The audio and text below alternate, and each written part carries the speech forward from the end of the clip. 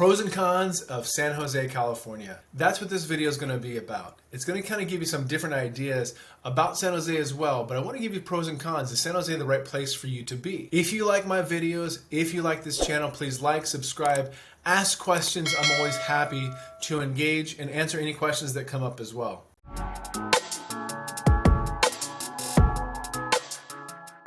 When you talk about San Jose itself is a gigantic city. And San Jose itself has over 1 million people in population. San Jose is very, very big. It's 182 miles of square city. And that's a very big place. So you have north, south, east, west, and you have downtown San Jose as well. Some people consider San Jose to be the hub of Silicon Valley. Some people consider it to be the gate of Silicon Valley. The biggest reason for that, I feel, is that San Jose is such a large footprint, and every part of San Jose is really where the Silicon Valley is known. And so typically over kind of on the west side, that's where you see the Silicon Valley as far as the idea of Silicon Valley, which is going to be the tech companies. Where is the idea started with Silicon Valley but the tech companies? Silicon Valley, it started off, everything here in Silicon Valley was all fruit orchards at one point in time. So that's one thing to know. But San Jose itself, let's go back to San Jose. San Jose itself is a very large, vast location. And when you're looking at San Jose, you look at the North San Jose, and you look at the South San Jose, and you have East, and you have West. When you look downtown,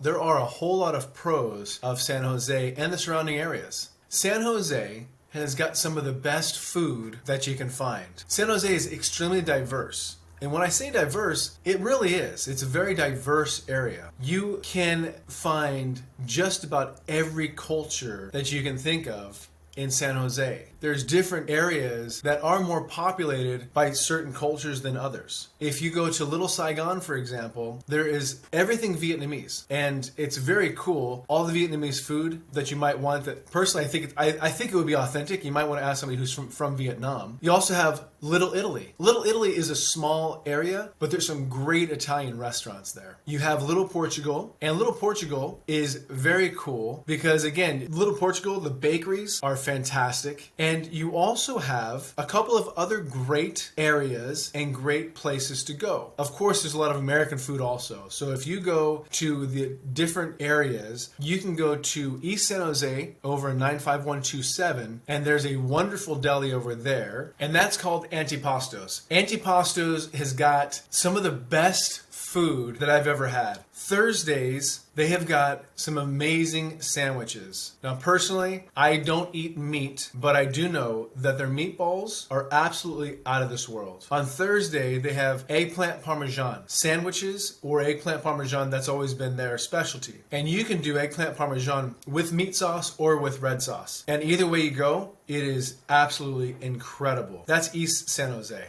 There is another amazing deli in Willow Glen, and that's La Villa. La Villa has got some of the best meatball sandwiches ever. I haven't always been non-meat. I do eat fish, I'm pescatarian. I haven't always been non-meat guy, but the meatball sandwiches at La Villa are fantastic. They do it with a garlic bread, and it's tastefully done, and it's incredible. It's absolutely amazing. So those are two wonderful delis. They're kind of far away from each other as far as San Jose goes. One's in the middle, and one's kind of on the far outside, but those are two fantastic delis. And when you're talking about food in San Jose, you can also talk about fantastic Japanese food. Japanese food in downtown San Jose is also a fantastic place to go because there's Little Japantown. And when you go to Little Japantown, again, I have not been to Japan, but I have heard that it's very authentic. Personally, I do enjoy it very much, but I've also heard that it's very authentic. So San Jose itself, one of the big pros is the diversity, and with the diversity comes a ton of wonderful food. If you have any questions, or if you have any comments about other food choices in San Jose, please comment and let me know about your favorite food places. Now, one of the things about San Jose that's a con is that it's pricey. When you have the tech companies and when people come here from all over, literally all over the world, to come here and to either see the places that are very famous in other countries, people come here all the time to see Apple and the Apple campuses, or to see Facebook and the Facebook campuses, and I'm not kidding. And so it does create a big tourist area, and it also also tends to be very expensive, not only just because of the tourist area, but also because people in San Jose and people in the Silicon Valley tend to do very well. And so those prices tend to go up. And it does make everything more expensive. And not just gas, not just electricity, but it makes everything else more expensive as well. So the cost of living, the price of food goes up along with everything else. Service goes up, everything goes up. And of course that means that everything becomes more pricey. So that's certainly a con of San Jose and the surrounding areas as well. So that's certainly a con. And that is one thing that you have to pay attention to if you plan to move to San Jose, or even if you plan to visit San Jose. You can expect to pay more in San Jose than you can, let's say, in the airport on your way here, which is kind of a shock to most people. And I've also heard it that when you come to San Jose and the Silicon Valley and Bay Area, you're really exchanging your money in the US for Silicon Valley money. Unfortunately, the exchange rate is the exact same, and you're not really going to be leaving with more money than what you came with. But that's just how that is. And it is pricey, and that certainly does cause a big con. Now, back to another positive. When you look at the positives of San Jose, I personally do feel that they do outweigh the cons. But these are things to pay attention to. Another positive is that there are a lot of safe neighborhoods in San Jose. And by safe neighborhoods, everybody has their own idea of what a safe neighborhood is. Everybody has their own idea of where they want to live. And so you really do have that ability to live just about anywhere that you want. If you want to live close to the mountains, if you want to live in the mountains, San Jose is a great place for you. If you want to live in the city, San Jose is a great place for you as well. Want to live in the suburbs? You got it. Again, 181 square miles of distance here in San Jose and the surrounding areas. So there's plenty of space and plenty of different ways for you to live. Every neighborhood's different. Everybody has their own idea of what safety is. Everybody has their own idea of what it is that they feel comfortable with. So many times it's a matter of getting to know the San Jose area, and by calling an expert. You can always call me, call your realtor. If you don't have a realtor, feel free to reach out to me. But you can always call someone and find out what are the different areas that I might want to live. What is it that really drives you? Is it schools?